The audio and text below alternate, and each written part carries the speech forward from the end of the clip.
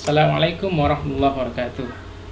Eh, Jumpa lagi dengan saya Betri Wendra pada mata kuliah Kalkulus Buah Banyak. Kali ini saya akan menjelaskan ya tentang materi pada pertemuan kedua. Ini kebetulan PPT-nya dibuat oleh Bu Dr. Mihrun Nisa Ramli, MPmat.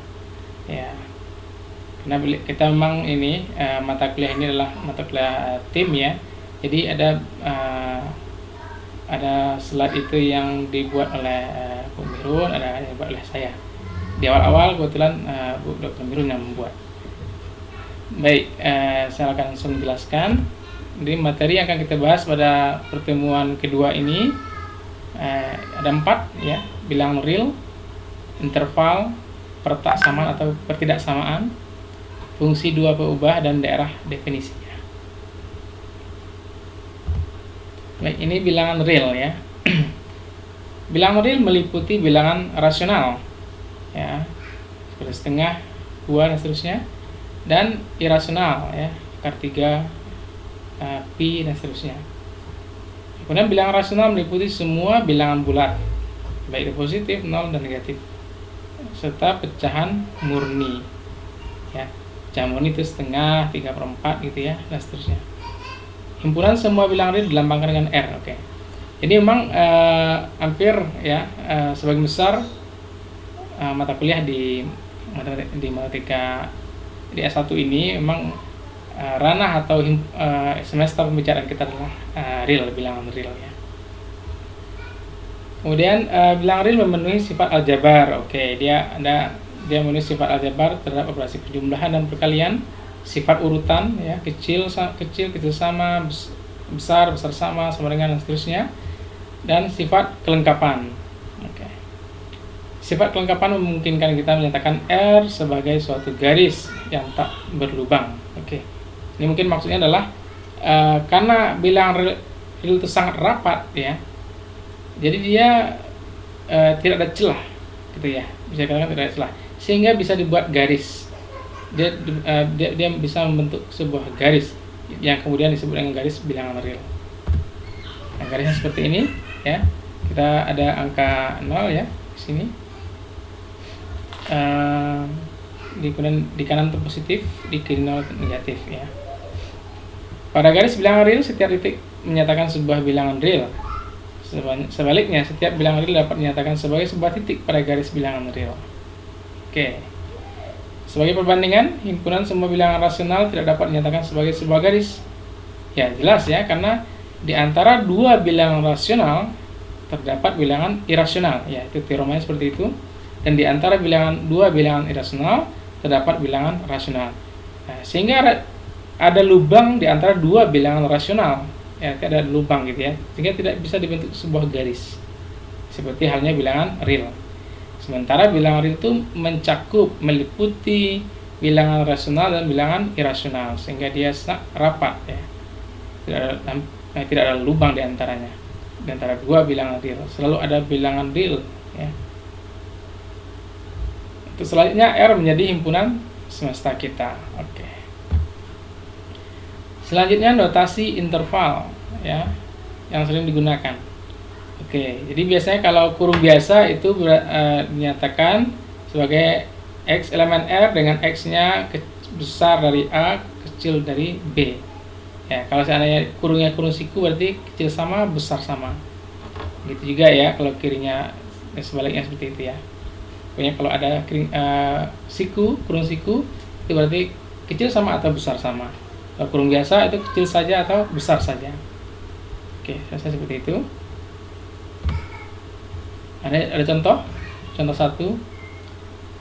Selesaikan pertidaksamaan X kuadrat kecil dari X. Oke ya, saya pakai ini ya,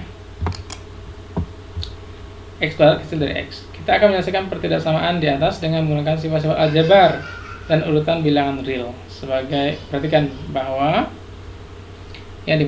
X kuadrat kecil dari X ya, berdasarkan soal ya. Maka ekuivalen mengatakan x kuadrat kurang x ya. Ekuivalen mengatakan x kuadrat kurang x itu kecil dari 0. Nah, kemudian kita bisa ekuivalen lagi mengatakan x dalam kurung ya dikali x min 1 itu kecil dari 0 ya. Berarti kan pembuat 0 dari x dikali x min 1 adalah 0 dan 1 ya. Ini faktorisasi ya biasa. Oke. Jadi kita dapatkan titiknya itu 0 dan 1. Dan setelah diujikan ya dengan nilai antara itu ya, sehingga diperoleh di sini bernilai min ya, nilai plus. Maka yang kita kan kecil dari 0, berarti yang min ya. Berarti nilainya adalah antara 0 dan 1. Karena ini kecil saja, maka titik ini tidak termasuk ya. Nah, ini tidak termasuk.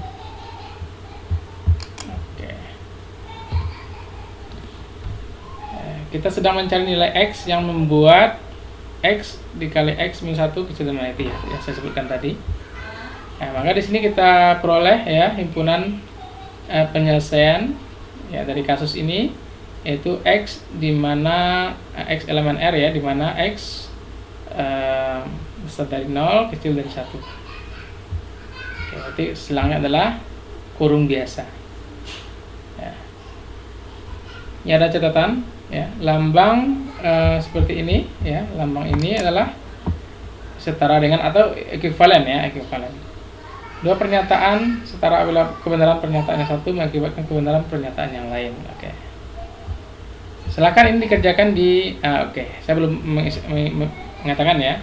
Anda perlu menyiapkan satu buku latihan ya. Jadi setiap ada latihan silakan dibuat, nanti dikumpul sebelum UTS dan setelah UAS, berarti 2 kali dikumpul ya.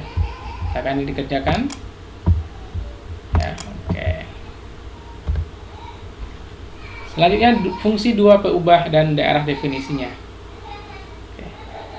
Definisinya, fungsi f dari 2 peubah ya adalah suatu aturan yang memasangkan setiap bilangan real x, y di himpunan D secara unik ya, yang dinotasikan dengan fxy.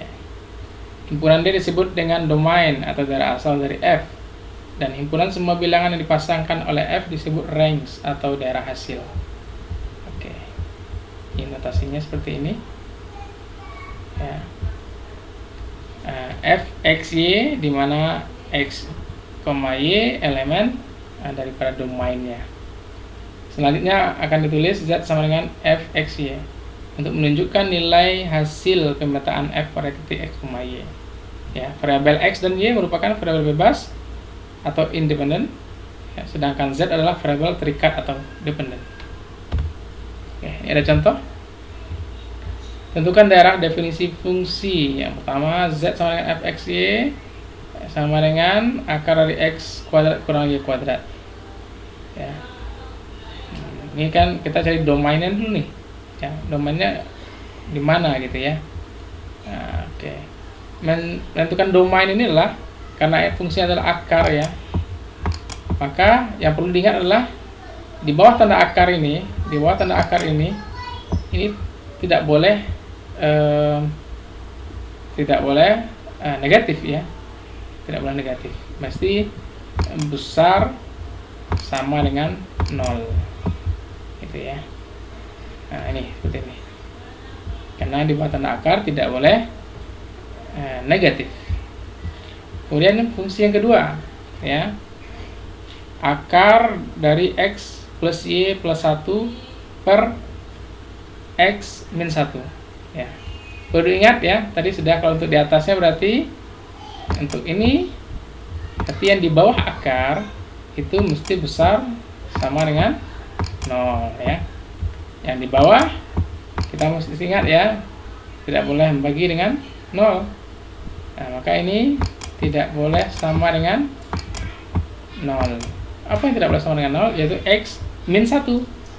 X min 1 tidak boleh sama dengan 0. Berarti x tidak boleh sama dengan 1.